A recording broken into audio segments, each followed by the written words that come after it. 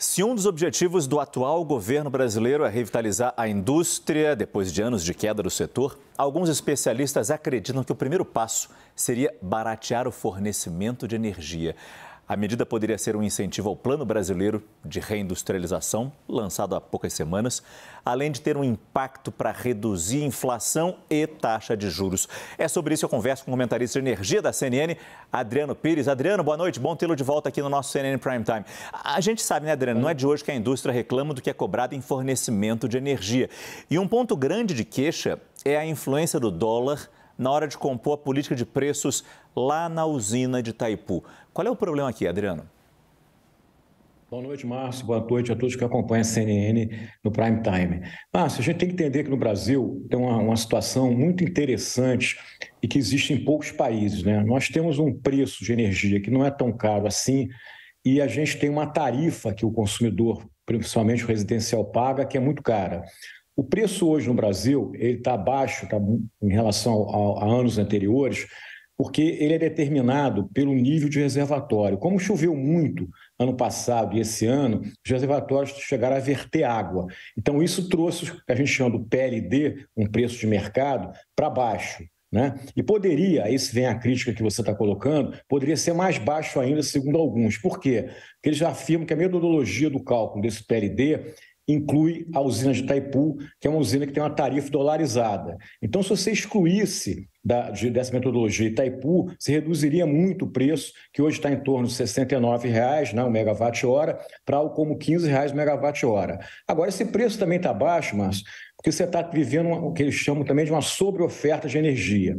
Né? Você está, como coloquei, hidrelétricas vertendo água, você construiu muita usina solar, muita usina eólica. Agora, a gente também tem que chamar a atenção do seguinte: a gente está com uma sobreoferta, mas, ao mesmo tempo, a gente não tem confiabilidade no sistema brasileiro. Por quê?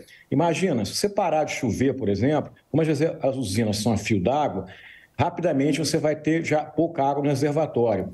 A solar e a eólica também são duas usinas de energia intermitente. Então, a gente precisa de botar confiabilidade no sistema que você coloca com a usina térmica. A gente já viu isso nos Estados Unidos recentemente, que muito investimento em energia intermitente acaba acontecendo apagões. Agora, por que a tarifa é cara no Brasil? E aí todo mundo que está aqui assistindo o teu programa reclama, pô, a tarifa é tão cara no Brasil. Por quê? Porque tem muito subsídio, Márcio.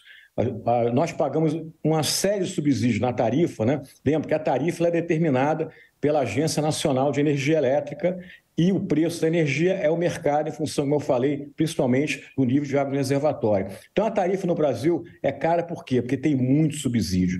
Tem subsídio às fontes renováveis, a energia eólica e solar, e as próprias distribuidoras hoje de energia elétrica estão vivendo um momento muito complicado. Por quê? Porque elas estão perdendo muito cliente. Estão perdendo cliente para a geração distribuída, muita gente colocando painel solar em casa, que reduz a conta, outras empresas indo para o tal mercado livre. Então, cada vez mais as distribuidoras têm custos altos para ligar os consumidores e a receita tem caído em função dessa migração que todo mundo, né, Márcio, que pode estar correndo para a tarifa barata. Só a dona Maria e o seu João que não conseguem, né? Porque não tem, inclusive, dinheiro para botar um painel solar em casa. Mas a questão do mercado livre para as empresas já vem de algum tempo já. Não é uma maneira eficiente, eficaz da indústria, falando especificamente da indústria, reduzir os seus custos e diminuir essas queixas?